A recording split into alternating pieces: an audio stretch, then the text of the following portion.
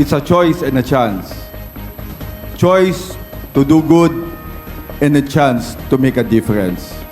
Dito po sa bagong pinuno po ng ating kapulisan, let us make a big difference in people's life. Kung ano po yung tama, ito po ang susundin natin. Let us not go astray.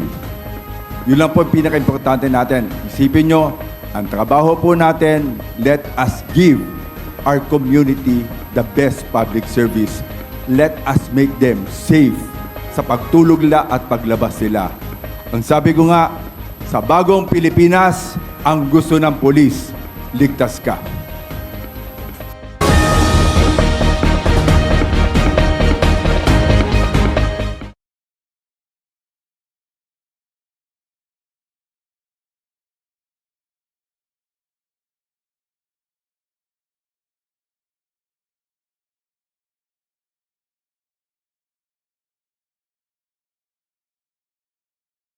Yung pong mga pulis po na involved dito sa mga anti-illegal drugs operation ay pansamantala na pong nirelieve sa kanilang mga pwesto, dinisarmahan to give way to the ongoing investigation.